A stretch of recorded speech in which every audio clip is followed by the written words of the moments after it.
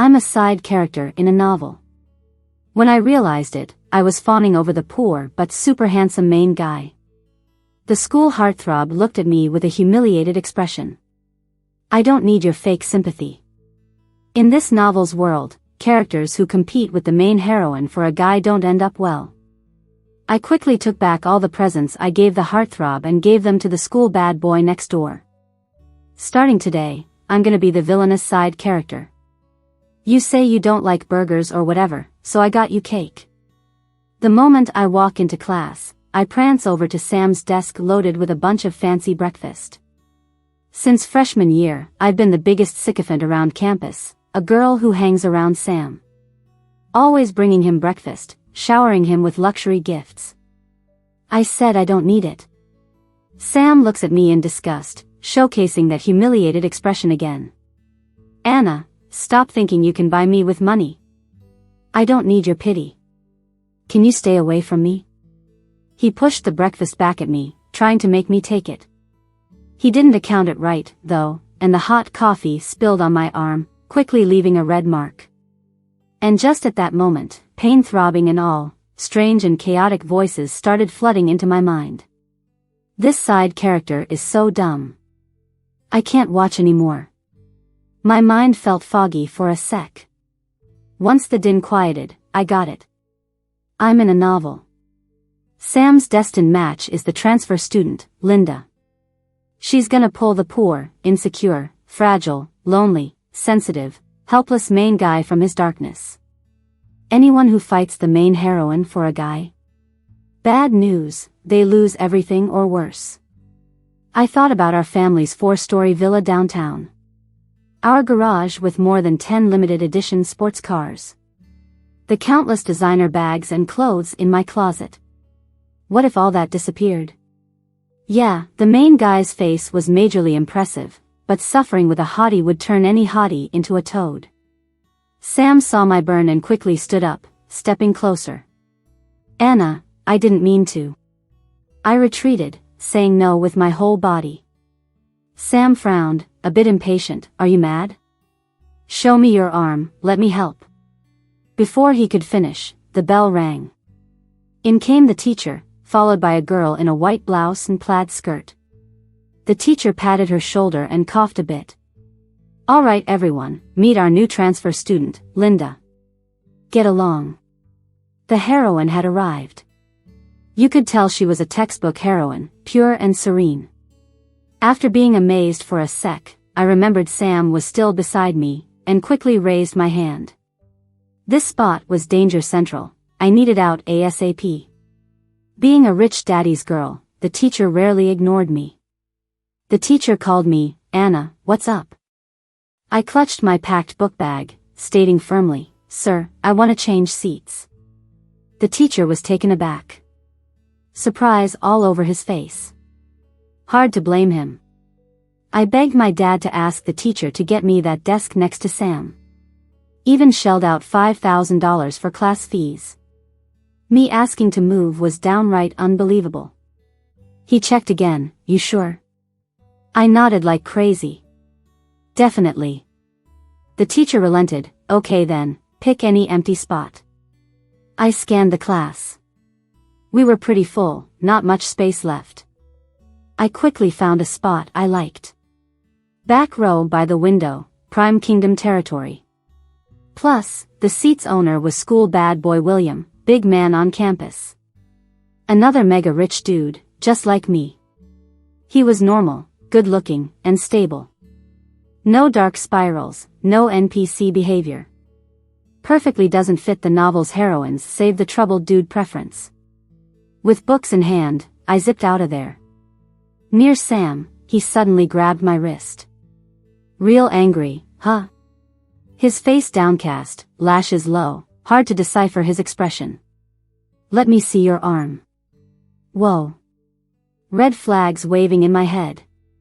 The heroine's right up front watching, and here you go being all inappropriate.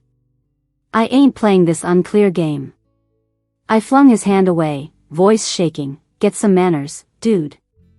We barely know each other. And off I dashed to the back row, shedding dead weight. Flop went my book bag onto my new desk. Too loud, I guess, because the blue-haired guy who'd been slumped, sleeping, stirred. Lifted his head slowly, glanced over. Then eyed what I was holding. "So nice of you to bring breakfast too." Sam hadn't taken the breakfast I brought him. Still had cake left. With a forced chuckle, I handed it over. "So, we're desk mates now, think of it as a welcome present." William's eyebrows lifted, the corner of his lips barely pulling into a grin. "I'll try it." William and I go way back.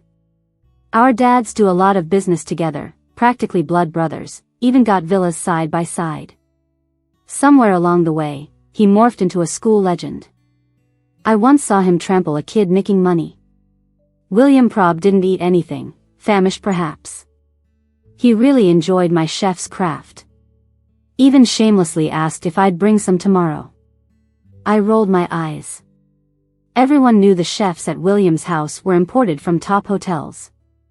I quipped back at him, grabbing my book to focus. When I looked up, Sam's eyes met mine.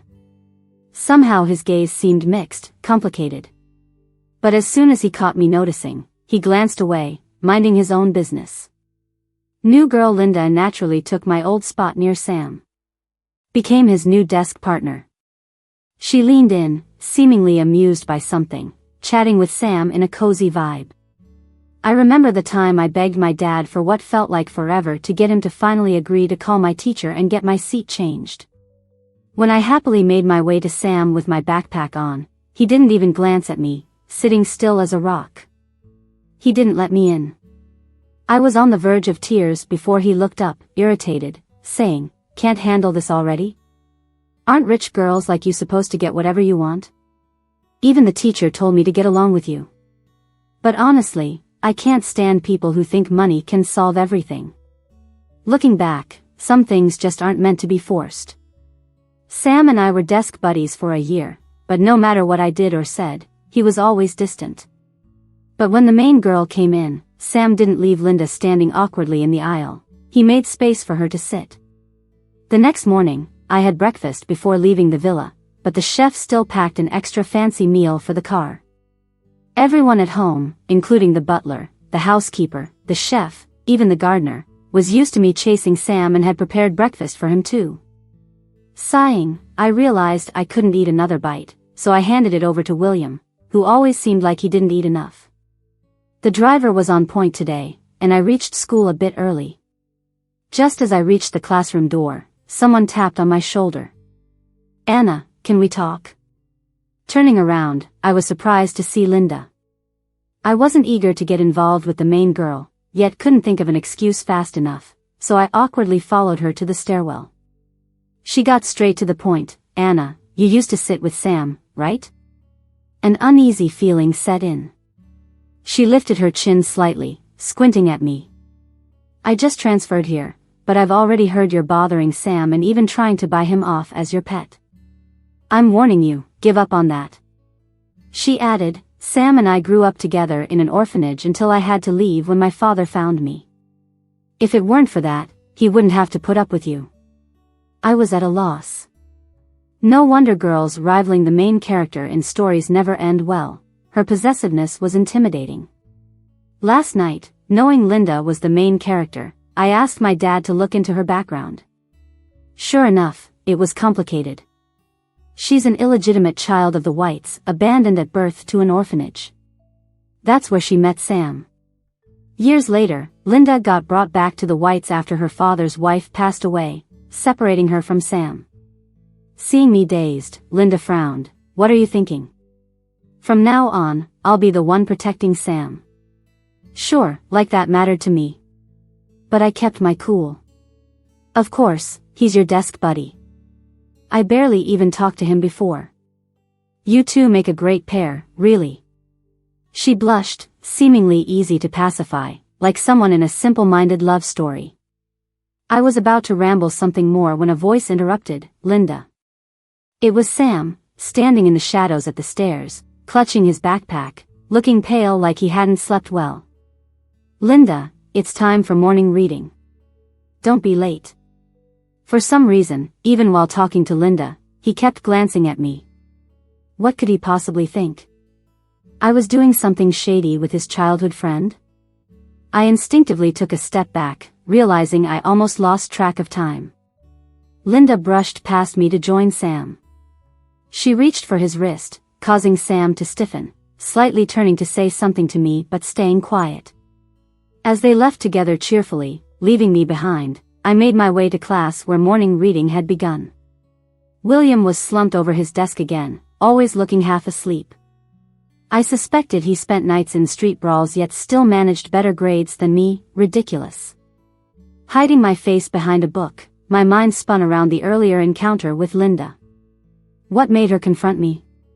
Had I really been that obnoxious with Sam? Just a little extra kindness, bringing breakfast, giving gifts, right? Speaking of gifts, I remembered I hadn't reclaimed those luxury items I gave Sam. They were worth thousands, more than he could afford. Linda seeing them would surely lead to more drama. Kicking myself for not grabbing them during the seat swap, a strange sound caught my attention. I turned to see William awake, rubbing his stomach, his hair messy, a slight blush on his cheeks. Was that your stomach?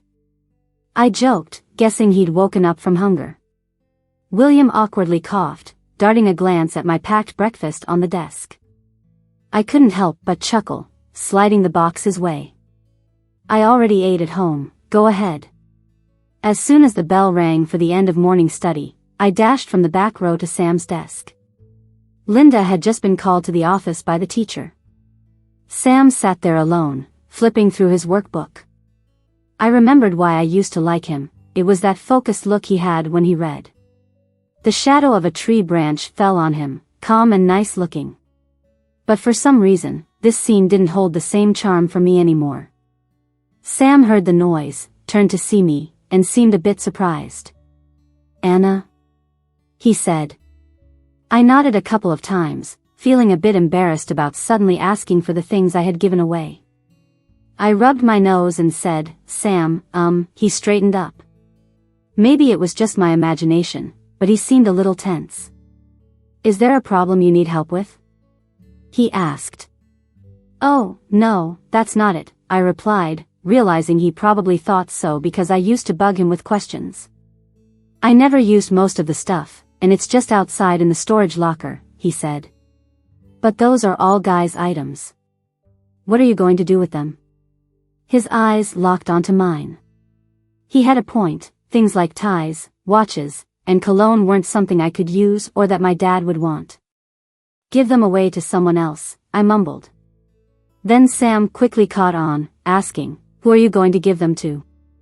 I thought it wasn't really any of his business. But just then, William walked by, munching on that 3-layer deluxe burger I brought him. Perfect timing. I grabbed his shoulder. "Of course, I'm giving them to my childhood first love, William." As soon as I said it, both of them froze and stared at me. William raised an eyebrow and let out a small laugh. Sam's expression changed instantly. He looked quite upset, and without saying anything, he walked across the classroom to the corridor lockers.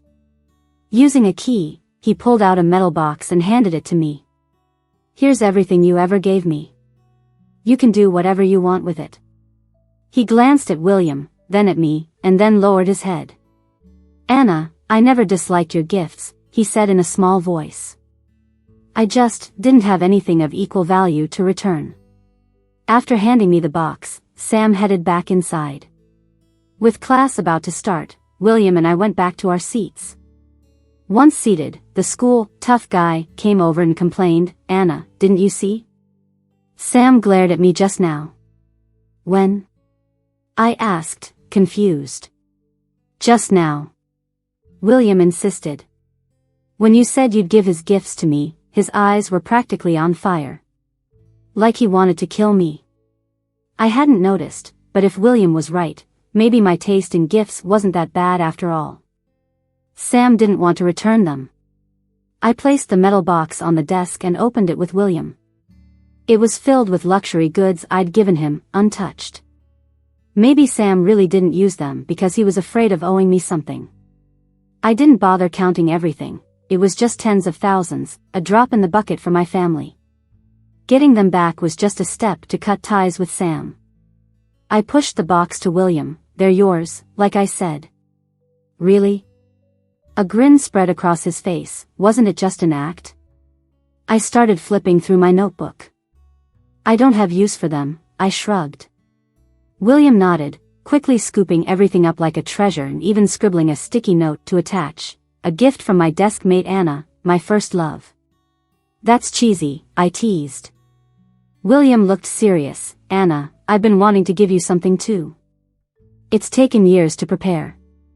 I frowned. Real funny, William. We're only 17. He chuckled, but from the moment I met you, I've always wanted to give it to you.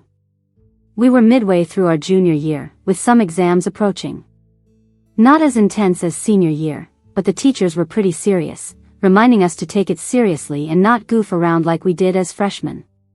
During this period, Sam suddenly began arriving late and skipping classes, which was unusual for him. He was the type to attend even when sick. Rumors started flying. I only knew the basics about the novel's plot when I realized I was a side character in it. At this point, Sam faced a crisis. Linda stood by him, even breaking ties with her newfound biological parents. Eventually, their bond won over the family, and they overcame the difficulties. The story ended with a happy conclusion. I wasn't sure what Sam was dealing with exactly, and no one in class seemed to know either. William tapped my shoulder. Anna, do you still care about Sam? I shook my head. Well, I leaned in, whispering, I'm just a bit curious. It turned out Sam's family had financial issues. His dad's business investment failed, and they were in debt for millions. Creditors were pounding at their door. I was surprised at how much William knew. Thinking back, Sam's dad is the head of a media company, and Sam's got a whole crew of guys following him around at school. Getting the latest gossip is super easy for him. Yeah, I get it. This is Sam hitting rock bottom. Linda pulled him out of that dark place, and everything changed. William watched my expression and tentatively asked, Anna, with Sam out of the picture, are we like the top dogs now? Geez, who wants to be number one with you? But maybe William's right. Whenever I randomly saw Sam in class, he'd have bruises showing on his skin. People speculated he probably pissed someone off. Some girls who secretly admired him would sneak ointments and bandages onto his desk, with little notes of encouragement attached, saying stuff like hang in there. I suddenly thought that if I still had a crush on Sam, I might have done the same. But now I know. When someone has someone they like, everything else people do might just seem like pointless acts. Every day at lunchtime, Linda would pull out a first aid kit and try to tend to Sam's wounds. Sam always refused, gently pulling away. Who knows what he's mad about? Not having Sam on my mind might be why my grades shot up. My dad got so happy, he dropped $500,000 into my bank account and told me to go have some fun. Instead of hitting the bar or the movies, I went to the observatory on top of the school's science building. I love stargazing. My dream is to study astronomy in college and maybe discover and name an asteroid after myself someday. Hardly anyone knows this. Well, I did tell Sam once. He's a top-grade student, so I thought maybe he'd know a thing or two about astronomy. Or maybe it was just nice to have someone else understand my ambitions.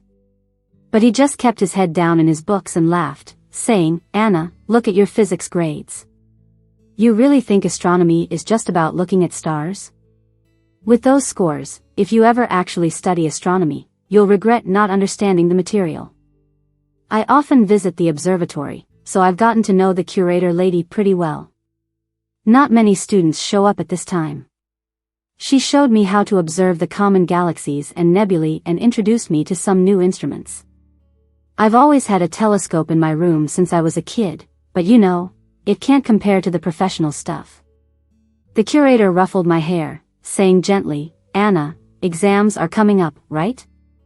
Gotta take it seriously, you know, it's about your future. I nodded, and she smiled. You've loved this since you were little, and your foundation is strong. Prepare well for the college entrance exam, and you'll be fine. I've always pestered the curator with questions, and she's always supported my dreams. I only left the observatory when it was almost closing time, backpack slung over my shoulder. Just as I stepped out of the observatory door, someone called my name. Anna. I turned back and saw Sam. He was alone, leaning against the wall, shrouded in shadows, looking lonely. I wasn't really in the mood to see him. But more importantly, what was he doing here? Sam took a couple of steps forward, standing in front of me. I remember you used to come here a lot, he said. I used to always invite Sam to join me here. The observatory is high up, perfect for stargazing, and I'd ask if he wanted to check out the stars with me, help with the equipment, or chat about the solar system. Every time, he refused. Eventually, I stopped asking. He looked up and said softly, "The weather's nice today, not a lot of clouds. We can see the stars even without a telescope." I already knew that from being at the observatory. The sky was full of shimmering stars, really beautiful. "Want to watch the stars with me?" he asked. I shook my head. I'd already seen them at the observatory. It's totally different with a high-power telescope compared to the naked eye. "Sam, I don't really need you." Sam's face visibly paled for a moment. It seemed like there was nothing more to say between us. Late at night, I wanted to head home and sleep. I waved goodbye and took off. But before I'd gotten far, Sam called me again. "Anna." In the dim streetlight, I could sorta see the bruises on his arm. He hesitated, like he was making a big decision. "You used to bandage me up whenever I had any cuts," he said. "Oh," I replied. "You said it yourself, that was before. I'm not so boring anymore." Sam instinctively covered his wound with his hand. His lips trembled, like he wanted to say something more. But I didn't wait. I turned and left. The next day, Sam showed up in class on time. But he wasn't at his desk during the afternoon study period. Nobody was surprised, as this happened pretty often lately. A student near the window, bored, stared outside and suddenly shouted, "Hey, come look, it's Sam." He's in the middle of the field surrounded by a bunch of guys. They look ready to fight. A bunch of students dropped their pens and rushed to the window. "Seriously? What's the deal? Did Sam get himself into some trouble? Is it a gang? Did he owe money?" Sam could be antisocial, not really liking to talk to others, but he's still a classmate. Can't just ignore a classmate in trouble, right? In no time, the entire class stopped their work and headed out. Everyone gathered to show support for Sam. I figured everyone just didn't want to study. So William and I joined the crowd too. Linda was the first to reach the field. Since she transferred here, a lot of folks assumed there was something more than friendship between her and Sam. Sam isn't nice or chatty with just anyone, after all. In just a few minutes, most of the class had made it to the field. The scene wasn't exactly friendly looking. Sam was on the ground. On the other side stood some tall, tough-looking guys in black. One guy with a shaved head was pressing a hand on Sam's shoulder, saying, "Your family owes us $3 million. How exactly are you planning to pay that back? Don't just stay quiet now, with your parents on the run, who else am I gonna ask?" "So it's really about a debt, huh? Oh my gosh, where did his parents go? What's Sam supposed to do? No way he can pay back $3 million on his own." A few girls who had a crush on Sam looked disappointed and whispered among themselves. Then, our leading lady, Linda, stepped forward boldly. She yelled out, "What skill is it to gang up on one person? And do you even know which family I'm from? Push me too far, and my dad will come after you." I was taken aback. Linda actually brought up her dad. As far as I knew, she wasn't really favored as the illegitimate daughter in the Linda family. Sure enough, the opposite side didn't care. They even showed a hint of disdain. "Which family?" "The Whites, right?" I remember they only have a son, no daughter. Your info is outdated. They recently found an illegitimate daughter, huh? Now even the White's illegitimate kid can threaten us. They kept calling her illegitimate, and Linda was trembling. She joined our class without mentioning her past. She only said she was the only child from the Linda family. Suddenly, her past was out in the open. Linda wanted to say more, even so, 3 million, my dad can pay it back. But she was cut off. The bald leader chuckled, your dad is known for being stingy. Don't even mention 3 million, he won't even spend 30 on coffee. Stop trying to use your dad's name. He's nothing. But if you can bring in Anna or William, then maybe I'll think about extending the deadline. All eyes were on me and William when he finished. The classmates almost instinctively made a path between us, clearing the way. Anna's family is rich, William's family is well connected. They're top-tier families. William and I have stuck to our family's image pretty well.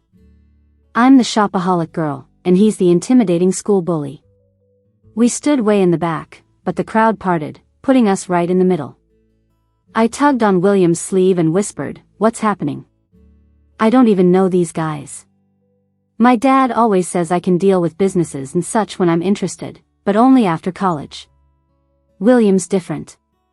He started following his dad into business way early. The atmosphere froze for a moment. Then, the bald guy's expression suddenly turned respectful. Isn't this William? You should have told me this person was your classmate. Things took a weird turn. William said the bald guy has business with his family and needs his dad's help for a lot of things, even involving way more than a few million. The guy even bowed, apologizing, if your family would guarantee it, I'll leave now. William fiddled with his tuft of blue hair and glanced at me. I thought, why is he looking at me? That's 3 million. Aren't wealthy people like us supposed to be stingy? Spending $30 on coffee is no big deal, but 3 million is a lot. Seeing William hesitate, I almost reached out to refuse on his behalf, but before I could say anything, Sam interrupted the bald guy, no need, I'll pay it myself. Sam probably hit a low point right then. Life was tough, and his family betrayed him, making everything feel impossible. William asked, can you really? It seemed to anger Sam, who straightened up and snapped, what, do you think I'll run away with the money? William, don't look down on me. I'll work to pay it back myself. I don't need you pretending to help me or any of you here to watch. Sam pointed at the whole class when he said you guys. It was true, most were just there to watch. But some genuinely wanted to help. His words left everyone feeling off. Some whispered, who does he think he is? Wasn't his temper always this big? Didn't you see? He never appreciated how nice Anna was to him. He always thinks people look down on him. Sam was usually respected for his grades, and this was the first time I saw the class turn against him entirely. But Sam didn't care, his eyes locked on William. I recalled when William got the gift I gave Sam. He said Sam looked at him with hatred. Sam's eyes had the same glare now, like looking at an enemy. I realized just how much he disliked William. I took out my phone and messaged the teacher. Soon, someone from the office came over. The bald guy probably knew it wasn't urgent to get the money back that day and left after some cursing. The teacher looked at Sam, showing concern. It was his dad's mess, after all. And Sam was a good student to him. He patted Sam's shoulder. Why didn't you call the police? Sam stayed silent. Maybe he did. But the other side had an IOU. It wasn't usurious lending. The police might be stuck too. Sam was hurt, so the school called an ambulance for him, and he went to the hospital. The situation finally ended. In 2 days, finals were coming, and the students were ushered back to their classes for another study session. While working, I suddenly thought of something and looked over at William. Were you really planning to guarantee Sam's debt? I asked casually. William shook his head. We never see eye to eye. He's so difficult, wanting kindness but always thinking people looked down on him. Insecure, sensitive, suspicious. Anna, he never deserved you. A month later, the exam results were out. I crushed it. Scored ridiculously, insanely well.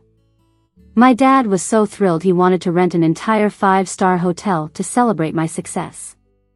William's dad, on hearing this, stroked his chin. A 5-star hotel? I'll buy a trending hashtag and keep your daughter's exam rank on a constant loop. Both William and I ranked in the top 20 of our grade. William, always a solid performer, took the news pretty calmly. Though it wasn't the college entrance exam, it certainly boosted my confidence. After all, these scores would affect future college admissions, too. When the results came out, most people were busy checking their subject grades. Having become an excellent student, I spent my time investigating those who ranked above me. Scrolling through the list, I realized Sam wasn't there. He ranked in the 30s, though he never used to be worse than third. Rumors start to fly. Some students whispered about him falling off his pedestal. Guess no matter how much of a leading man he is, if he's too busy with relationships, injuries, or fights, he's gonna bomb the exams. Right before the start of senior year, someone posted in our class group chat. Linda, who had just transferred, was moving again. I was a bit surprised. After Linda left the group, the gossipy students started chatting. They said the Whites didn't approve of Linda and Sam's rumored relationship. Sam had nothing and even owed a huge debt. Linda's father wasn't having it. Are you crazy in love? He thumped. What will he give you? Bike rides and porridge, or will he have you mopping floors and doing laundry? I shouldn't have taken you out of the orphanage for this. Linda was left speechless. This wasn't how the original storyline I knew went. Linda's dad opposed the relationship, but never transferred her. I couldn't help but wonder if rumors about Sam and William's friction got to the Whites and made them see Sam as not only poor, but dangerous. Then again, with Linda leaving, none of this mattered to me anymore. Before school started, William invited me to a restaurant. Said he owed me a gift. A gift from like, a decade ago. It really piqued my interest. Even before the time we agreed on, I cabbed over. My mind raced with guesses. This guy better not pull out a box of dead cicadas or grasshoppers from back in the day. Or maybe some kindergarten doodles. But I knew William wouldn't keep stuff like that for so long. While I sat guessing, a waiter approached with a menu. The voice sounded familiar. I looked up. It was Sam. Neither of us expected to see the other. We both froze for a moment. I managed a, "You work here?" Sam's Adam's apple bobbed. For someone as proud as him, it must have been tough. His head hung low, casting a shadow with those long lashes. Gotta pay off debts. I nodded. The Sam obsessed me from before would have felt bad for him, maybe even offered up that $3 million. But now, without missing a beat, I ordered a coffee. This one. The coffee was $150 a cup. The place wasn't cheap. That amount might have been Sam's whole day's wage. He noted it down. After some hesitation, he said, "Anna, I saw your last exam scores. Huge improvement." I just went, "Yeah." I realized as long as I stay out of all that lovey-dovey drama and keep myself at the center, everything's fine. Main character or not, I can shine my own light. Sam seemed like he wanted to say more. "Anna, I messed up before, but can we?" I cut him off. "I shouldn't have bothered you before. We were just classmates. Outside school, we're nothing more." Sam's right fingers clenched the pen tightly. The tension was real. Thank goodness William showed up. He waved, "Early, huh?" Didn't seem to notice Sam standing right there. I handed him the drink menu. "What do you want to drink?" He took it and set it aside. "Later, check out the gift first." He carefully pulled out a metal box. Alarm bells went off in my head. Hope nothing jumps out and punches me. William opened it slowly. Inside was a green agate necklace. I'd seen it in his family's display case before. It was worn by his grandma and was meant for the future daughter-in-law of their family. I took a deep breath. I can't. It's too valuable. The necklace was worth millions. I couldn't just take it. Plus, it's a family heirloom. Did you steal it? William shook his head wildly. Since I met you, I pictured you wearing it. Anna, just take it. My dad knows I'm giving it to you, and so does yours. I was taken aback. They know what you're up to today? William smiled. Am I the only one who didn't know? He grabbed my wrist. Wanna go stargazing at the observatory tonight? As we stood up, William suddenly turned and slapped a stack of bills on the table. Almost forgot the tip. Sorry about that.